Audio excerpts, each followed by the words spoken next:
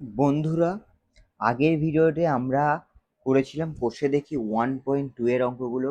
আজকের ভিডিওতে আমরা ক্লাস 10 অ্যাকচুয়াল বিশিষ্ট দ্বিঘাত সমীকরণে কষে দেখি 1.3 এর অঙ্কগুলো, যা যা অঙ্ক আছে সব অঙ্কগুলি কমপ্লিট করব। তো চলো বন্ধুরা, শুরু করা যাক। আজ কষে দেখি 1.3 একের দাগ। একের দাগের অঙ্কে কি বলছে?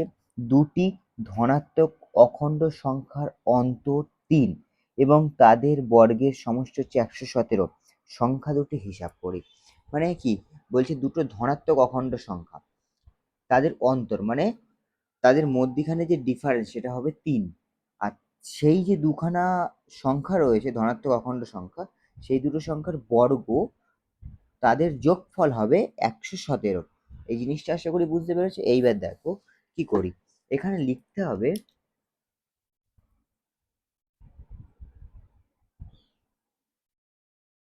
ধরি একটি ধনাত্মক অখণ্ড সংখ্যা ইকুয়াল টু এক্স।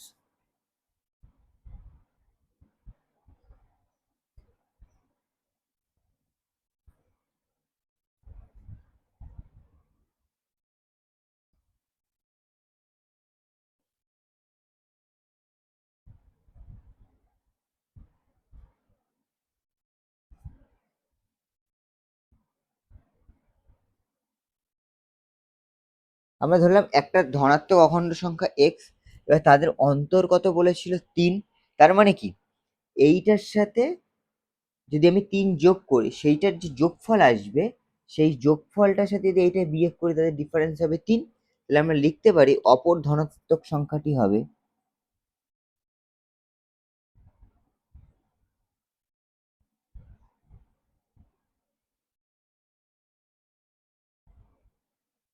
অপর ধনাত্মক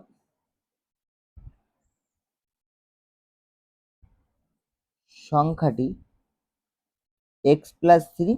তোমাদের অনেকে মনে হতো আমি এখানে প্লাস করলাম কেন। দেখো, এইটা একটা অখণ্ড সংখ্যা, আর এক্স প্লাস 3 আর একটা ধনাত্মক অখণ্ড সংখ্যা। ঠিক আছে, ধনাত্মক সংখ্যা। এইটার থেকে এইটার থেকে এইটা বা এটার থেকে এইটা যেটাই বিয়োগ করো না কেন, তার মানে তাদের ডিফারেন্স কত হবে? 3 হবে। তাহলে আমি ধরে নিলাম যে এইটার সাথে এটা যদি 3 যোগ করি, আর এর যে যোগফল আসবে, সেই যোগফলের থেকে এই এক্স বিয়োগ করলে তার ডিফারেন্স কত হবে? 3। ধরে নাও এখানে একটা অখণ্ড সংখ্যা 4, আমি ধরে নিলাম একটা সংখ্যা হচ্ছে 4, তাদের ডিফারেন্স কত বলেছে? তাদের অন্তের ডিফারেন্স বলেছে 3।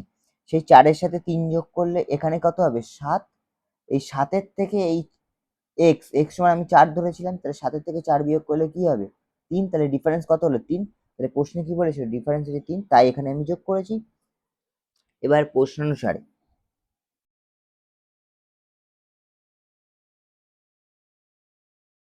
এই যে ধনাত্মক অখণ্ড দুটো সংখ্যা, এই অখণ্ড সংখ্যার কি বলেছিল? তাদের বর্গের সমষ্টি হচ্ছে 117। তাহলে এই দুটোর বর্গ করি, এক্স স্কোয়ার আর এক্স প্লাস 3 তার এক্স স্কোয়ার। এবার বলেছে সমষ্টি, তাহলে এই দুটোর যোগফল, বর্গের সমষ্টির যোগফল কত? 117। দেখো প্রশ্নে বলা রয়েছে। এবার আমরা কি করব? এবার আমরা এটার সমাধান করব। ফার্স্ট আমরা এক্স স্কোয়ার লিখে দেবো।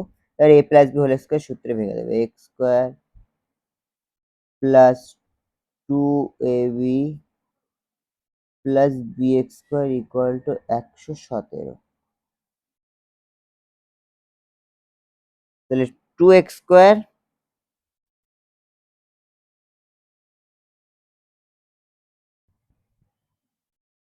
একশো সতেরো।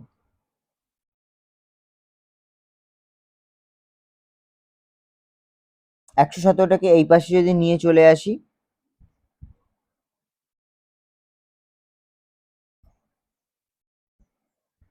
117কে এই পাশে নিয়ে চলে আসলে +9 মাইনাস 117 ইকুয়াল টু 0। তাহলে 2x স্কোয়ার প্লাস 6x, 117 থেকে 9 বিয়োগ করলে পড়ে থাকে মাইনাস 108 ইকুয়াল টু 0। আর এইটাকে 2 দিয়ে ভাগ করা যায়, তাহলে 2 যদি আমি কমন নিয়ে নিই, তাহলে x square plus 3x minus 54 equal to 0। এই দুইটাকে যদি এবার 0 এই পাশে চলে আসে, তাহলে কি হবে? 0 হয়ে যাবে। তাহলে আমরা লিখতে পারি এরকম ভাবে x square plus 3x minus 54 equal to 0। তাহলে এটাকে আমরা এবার মিডল টার্ম ফ্যাক্টরে ভাঙবো। মিডল টার্ম ফ্যাক্টরে ভাঙলে কি করে লিখবো? এক্স স্কোয়ার, আমি আগের ভিডিওতে সব মিডল টার্ম ফ্যাক্টর কিভাবে করতে হয় তার সেটা শিখিয়েছি। আগের অঙ্কগুলো বসে দেখি 1.2 গুলো খেয়াল করো, তোমরা পেয়ে যাবে।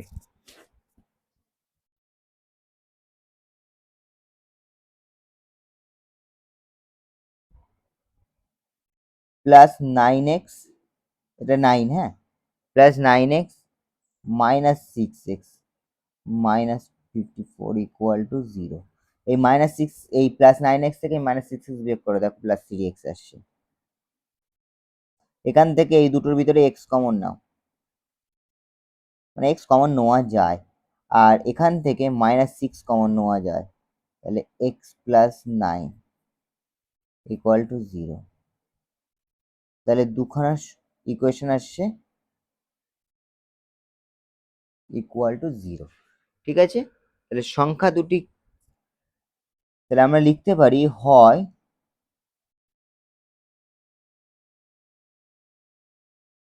x plus 9 equal to 0, x equal two minus 9,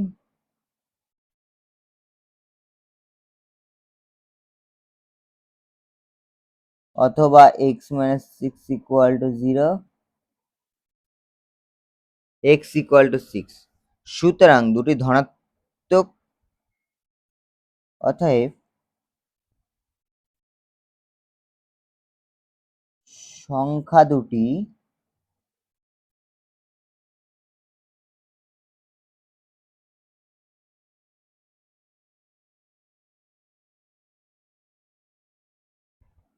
ধনাত্মক।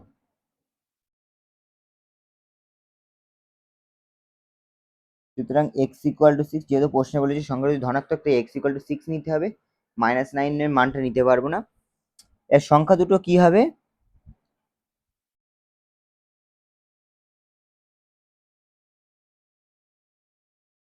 সংখ্যা দুটি কি সংখ্যা হবে? এইবার দেখো x ইকুয়াল টু কত? 6, তাহলে 6 বসালাম, আর পরে ইকুয়েশনে x প্লাস 3 মানে কি 6 প্লাস 3 6 প্লাস 3 সমান 9। ঠিক আছে, সংখ্যা দুটি 6 ও 9। ঠিক আছে, এবার আমরা দুয়ের দাগে, একের দাগে অঙ্কটা দেখলাম, এটা একের দাগের অঙ্ক। এবার আমরা দুয়ের দাগের অঙ্কটাকে দেখব।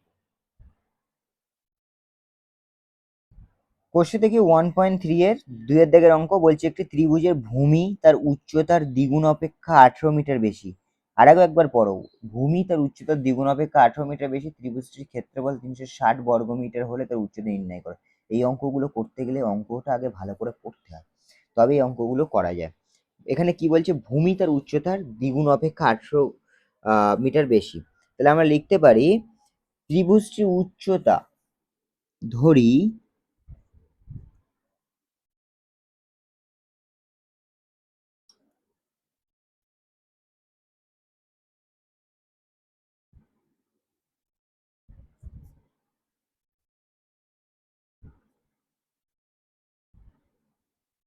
ত্রিভুজটার উচ্চতা হচ্ছে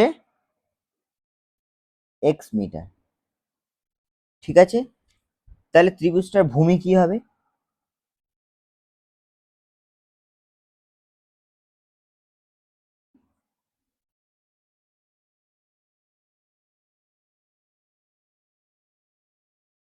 ত্রিভুজটার ভূমি কি হবে? ভূমি বলেছে উচ্চতার দ্বিগুণ, উচ্চতার দ্বিগুণ মানে কি হবে? 2x। দ্বিগুণ অপেক্ষা, প্রশ্নটা পড়ো গিয়ে দেখো, বলছে দ্বিগুণ অপেক্ষা 18 মিটার বেশি, তাহলে কি হবে? 18 যোগ হবে, আর এপাশে কি লিখতে হবে? মিটার। এইবারে ত্রিভুজের ক্ষেত্রফল কি? ক্ষেত্রফলের সূত্র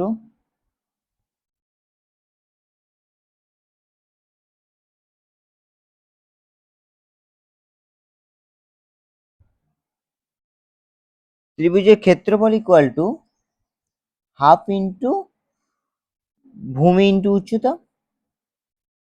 তাহলে ভূমি কত? 2x প্লাস 18, উচ্চতা কত? x। তাহলে এবার কোশ্চেনে দেখো, বলছি ত্রিভুজটির ক্ষেত্রফল 360 বর্গ কিলোমিটার। তাহলে আমরা লিখতে পারি প্রশ্ন অনুসারে এইটা ইকুয়াল টু 360। তাহলে আমরা এখানে লিখব প্রশ্ন অনুসারে এইটা মানে 1/2 2x plus 18 x equal two 360,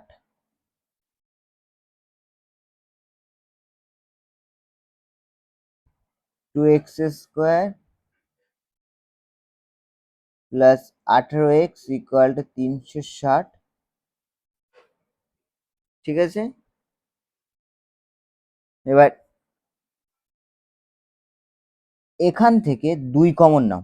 2x square plus 18x এর থেকে 2 যদি আমি টু যদি আমি 2 দিয়ে যদি 2টাকে যদি বাইরে বের করে নিয়ে আসি, ঠিক আছে, তাহলে কি কি পড়ে থাকে?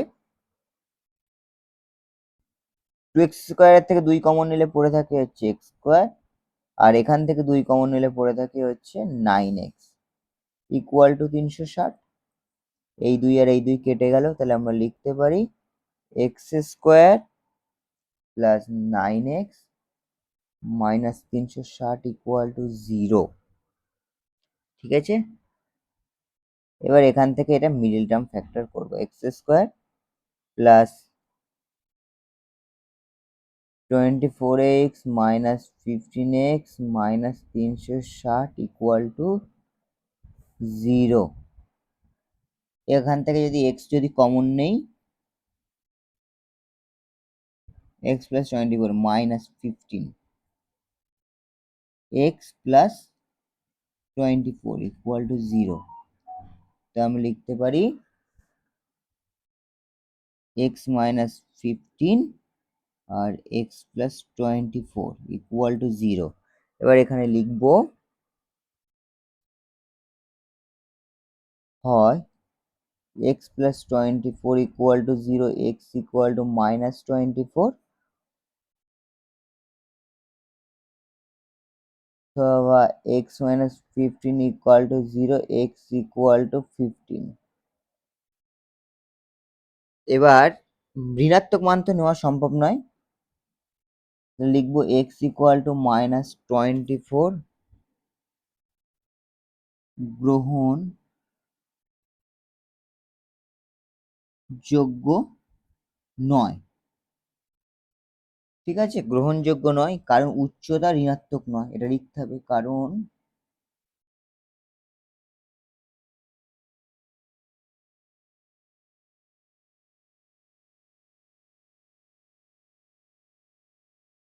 উচ্চতা ঋণাত্মক নয়। তাহলে আমরা নিতে পারি x ইকুয়াল টু 15। অতএব এখানে লিখবো ত্রিভুজটির উচ্চতা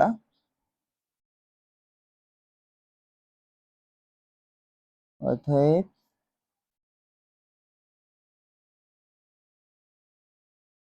ত্রিভুজটির উচ্চতা x ইকুয়াল টু 15 মিটার। ব্যাস, এবার আমরা 3-এর দাগের অঙ্কটা দেখব। এবারে আমরা 3-এর দাগের অঙ্কটা দেখব। বলছে যদি একটি অখণ্ড ধনাত্মক সংখ্যার 5 গুণ তার বর্গের দ্বিগুণ অপেক্ষা 3 কম হয়, তবে সংখ্যাটি নির্ণয় করো। ঠিক আছে, তাহলে আমরা ফার্স্ট কি করব? আমরা ফার্স্ট লিখবো, ধরি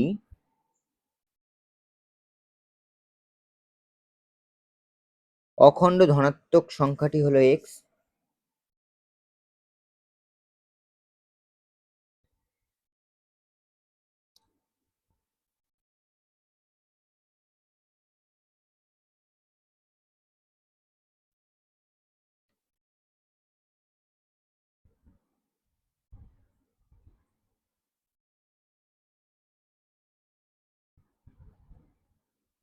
হলো x। এবার কি বলেছে?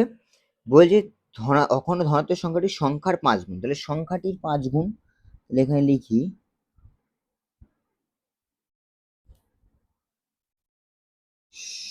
সংখ্যাটির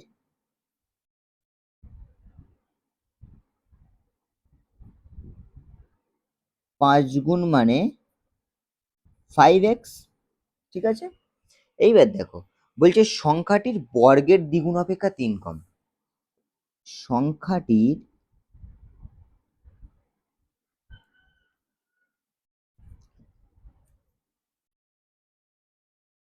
বর্গের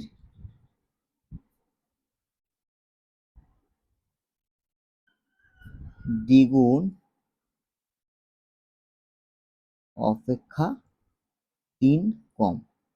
সংখ্যাটি, এই যে সংখ্যাটি বর্গের দ্বিগুণ, বর্গের দ্বিগুণ মানে হচ্ছে, দ্বিগুণ মানে কি 2x, তার বর্গ মানে কি 2x স্কোয়ার, ঠিক আছে। এই যে এই সংখ্যাটার বর্গ হলো এক্স স্কোয়ার আর তার দ্বিগুণ মানে 2 গুণ হলো 2x স্কোয়ার, তার বর্গে 3 কম মানে কি -3, ঠিক আছে। এবার দেখো প্রশ্ন অনুসারে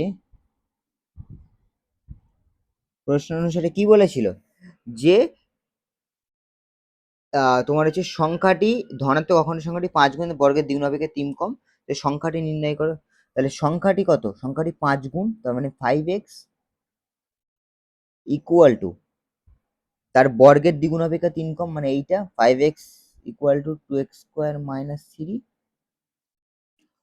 তাহলে আমরা এটাকে এরকম ভাবে লিখতে পারি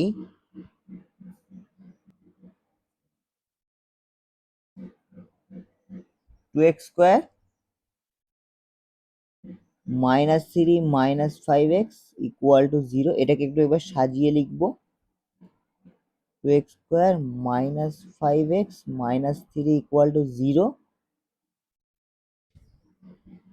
তাহলে এটাকে আমরা এবার লিখতে পারি 2x মিডল টার্ম ফ্যাক্টর করবো 2x square -6x plus x -3 equal to 0। এই দুটোর ভিতরে কি কি কমন নেওয়া যায়, 2x কমন নেওয়া যায়, পড়ে থাকে x -3, আর এখান থেকে কমন নেওয়া যায় +1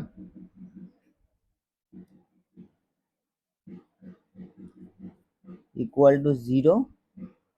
তাহলে উত্তর আসবে 2x প্লাস 1 আর x -3 ইকুয়াল টু 0, হয় x ইকুয়াল টু 3 অথবা 2x plus 1 equal to 0, x equal to -1/2। এবার কি ধনাত্মক অখণ্ড সংখ্যা বলেছে, তাহলে ঋণাত্মক মান নেওয়া যাবে না, তাহলে আমরা লিখব ধনাত্মক অখণ্ড সংখ্যাটি হলো 3।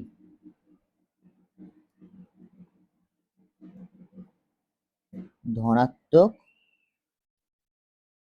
অখণ্ড সংখ্যাটি হলো 3। এবার দেখো একটা মজার ব্যাপার, দেখো 3 আমাদের উত্তর আসলো।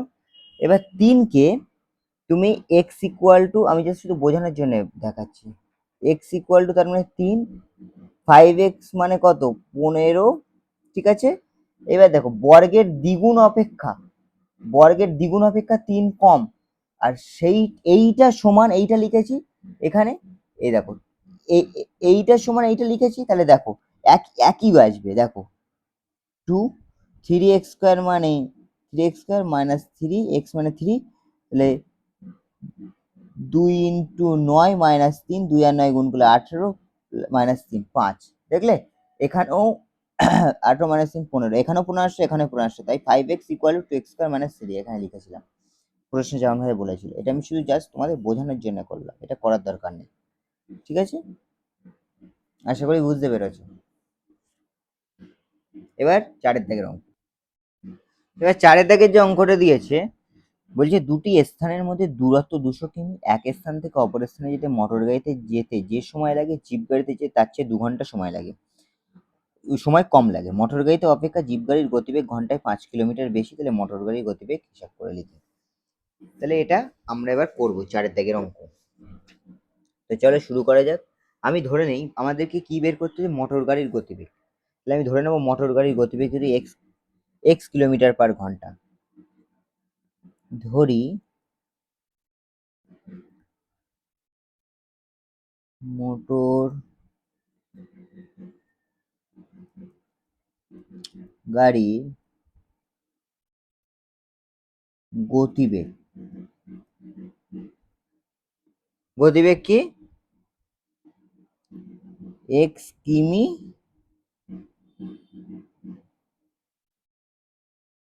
পার ঘন্টা, ঠিক আছে, এটা ধরে নিলাম। ঠিক আছে, এবার তারপরে একটা লাইনে দেখো বলছে মোটর গাড়ি অপেক্ষা জিপ গাড়ির গতিবেগ ঘন্টায় 5 কিলোমিটার বেশি। তাহলে মোটর গাড়ির গতিবেগ যদি এক্স হয় আর জিপ গাড়ির গতিবেগ যদি ঘন্টায় 5 কিলোমিটার বেশি হয়, তাহলে এটার সাথে আমরা 5 কি করব, যোগ করব। তাহলে সেটা কি পাবো, জিপ গাড়ির গতিবেগ। তাহলে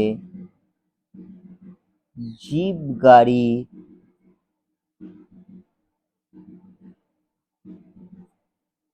গতিবেগ x+5 কিমি পার ঘন্টা। ঠিক আছে, এটা লিখলাম।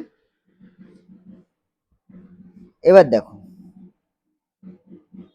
লিখি, দেখো বলছে এক স্থান থেকে অন্য স্থানের দূরত্ব কত, 200 কিমি। মানে জিপ গাড়ি নিয়ে যাও আর মোটর গাড়ি নিয়ে যাও আর জিপ গাড়ি নিয়ে যাও, ডিস্টেন্সটা কত, 200 কিমি। তাহলে আমি লিখবো 200 কিমি দূরত্ব যেতে, 200 কিমি দূরত্ব যেতে মোটর গাড়ির কত সময় লাগে আর জিপ গাড়ির কত সময় লাগে, এটা বের করতে হবে। ফার্স্ট মোটর গাড়িটা বের করছি, 200 কিমি দূরত্ব যেতে মোটর গাড়ির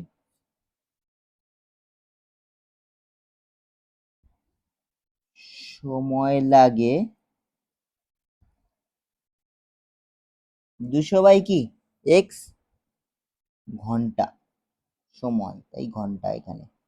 ঠিক আছে, আবার ঠিক, অতএব 200 কিমি দূরত্ব যেতে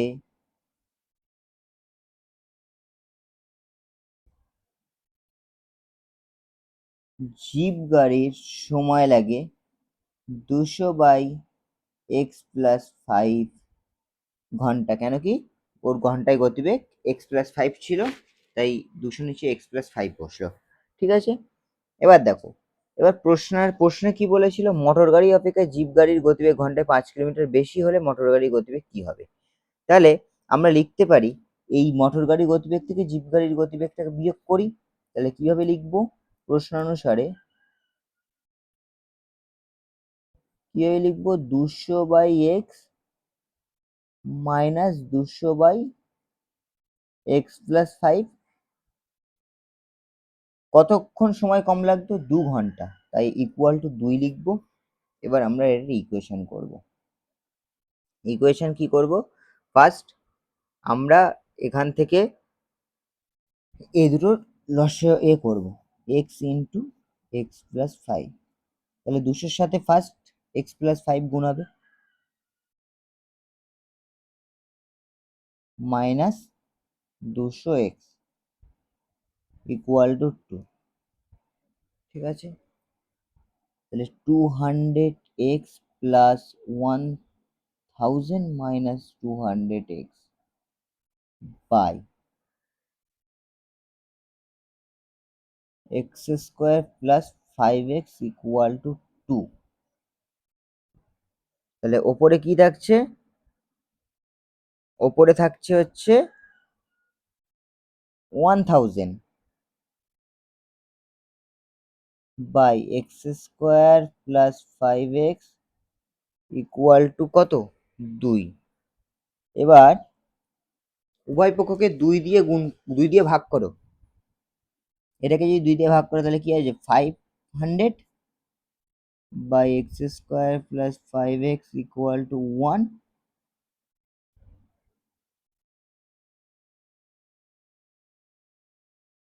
উভয় পক্ষকে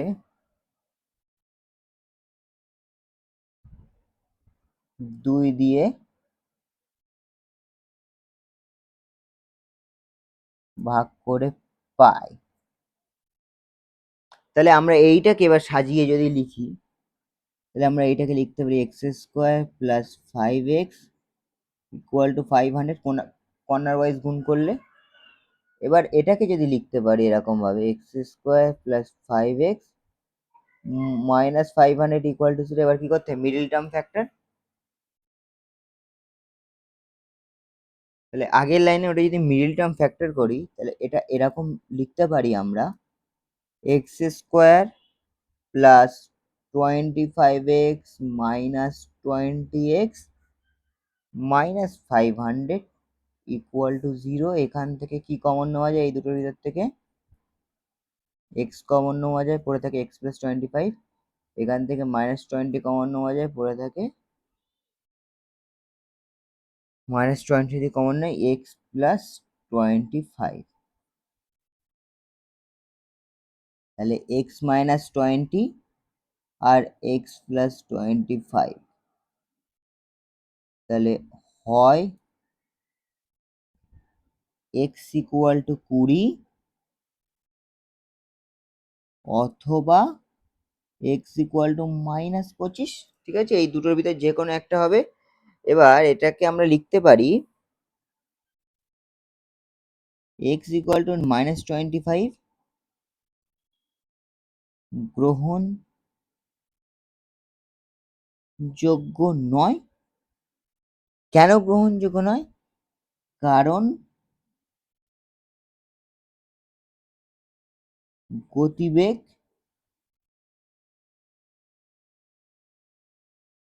ঋণাত্মক হয় না। ঠিক আছে, আর এক্স ইকুয়াল টু 20, তাহলে অতএব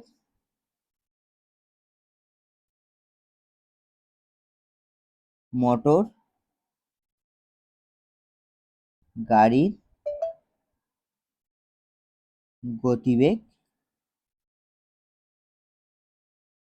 20 কিমি পার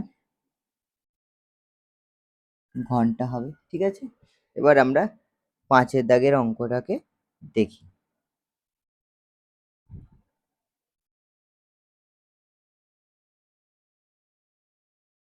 5-এর দাগের অঙ্কে বলছে অমিতাদের আয়তক্ষেত্রাকার জমির ক্ষেত্রফল 2000 বর্গ মিটার, পরিসীমা 180 মিটার। অমিতাদের আয়তক্ষেত্রের জমির দৈর্ঘ্য প্রস্থ হিসাব করে। তাহলে আমাদেরকে ফার্স্ট জমির দৈর্ঘ্য আর প্রস্থকে ধরে নিতে হবে কিছু। তাহলে আমি ধরে নেব আয়তক্ষেত্রাকার মাঠের ওই আয়তক্ষেত্রাকার জমির দৈর্ঘ্য হচ্ছে এক্স মিটার।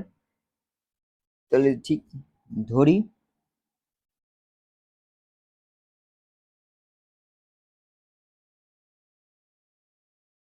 আয়তক্ষেত্রাকার জমির দৈর্ঘ্য কি এক্স মিটার। ঠিক আছে, এর পরিসীমা কত?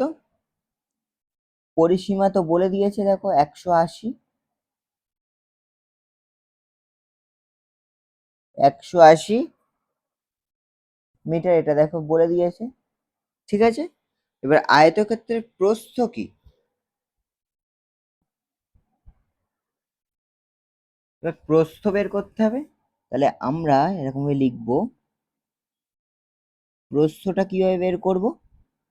প্রস্থ বের করতে গেলে আমাদেরকে লিখতে হবে, আমরা একটা সূত্র জানি, যেহেতু আমাদেরকে পরিসীমা বলে দিয়েছে, তো সেভাবে লিখবো পরিসীমা equal to 2 into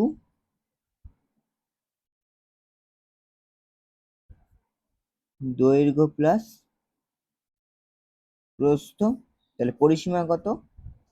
180 equal to 2 into x plus প্রস্থ।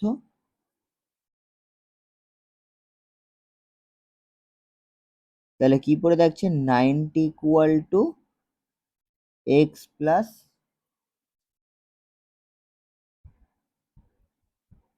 প্রস্থ। তাহলে প্রস্থ ইকুয়াল টু কি হবে? এক্স মাইনাস 90 মাইনাস এক্স, তাহলে এটা হলো প্রস্থ। এবার আমাদেরকে আয়তক্ষেত্রের ক্ষেত্রফল বলে দিয়েছে। ক্ষেত্রফলের সূত্র কি? দৈর্ঘ্য ইন্টু প্রস্থ।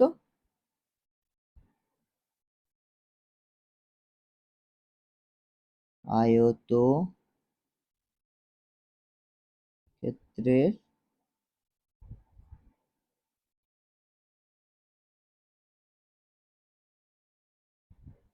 ক্ষেত্রফল ইকুয়াল টু দৈর্ঘ্য ইন্টু প্রস্থ। তাহলে দৈর্ঘ্য কি? দৈর্ঘ্য হচ্ছে এক্স, আর প্রস্থ কত?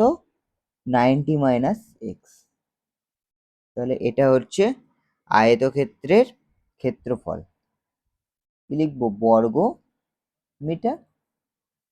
এবার প্রশ্নানুসারে কি বলেছে? প্রশ্নানুসারে বলেছে এক্স, মানে এই যে আয়তক্ষেত্রের ক্ষেত্রফল ইকুয়াল টু কত? 2000 বর্গ metre.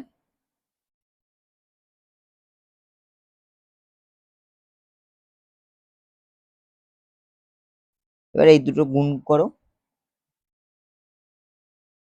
90x minus x square minus 2000 equal to 0।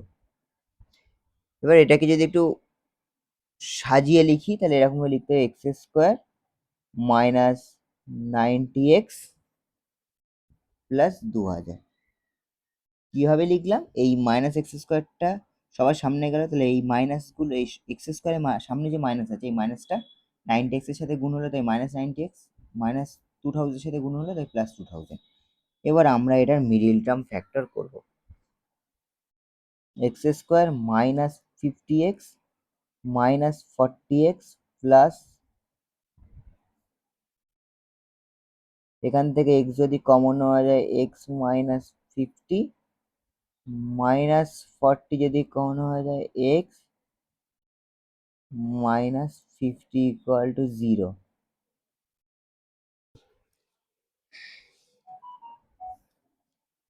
x minus 40 x minus 50 equal to 0 হয় x ইকুয়াল টু 40 অথবা x ইকুয়াল টু 50। তাহলে আমরা ধরে নিই x ইকুয়াল টু 40 হলো x ইকুয়াল টু 40, ঠিক আছে? যদি আমরা ধরে নিই, ঠিক আছে, x ইকুয়াল টু 40 হলে প্রস্থের মান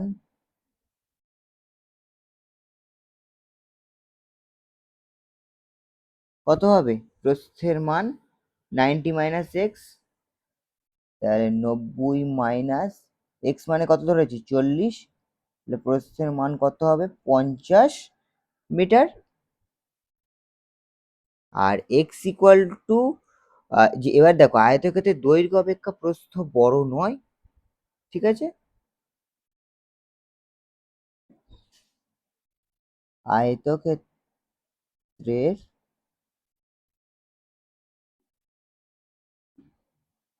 দৈর্ঘ্য অপেক্ষা প্রস্থ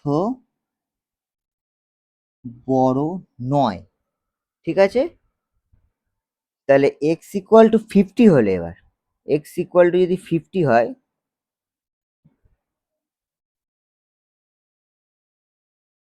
প্রস্থের মান কত হবে?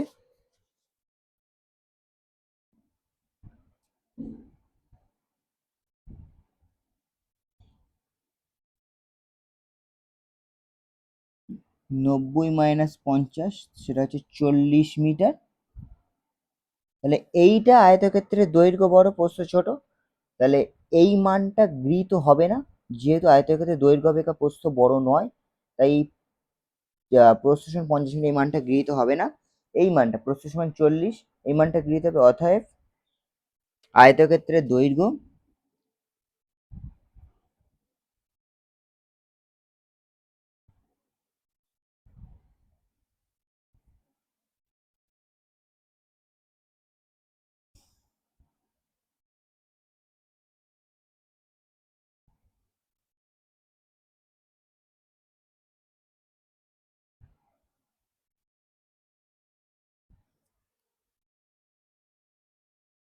আছে? তাহলে এই মানটা গৃহীত হবে। এবার আমরা ৬ এর দাগের অঙ্কটা দেখব।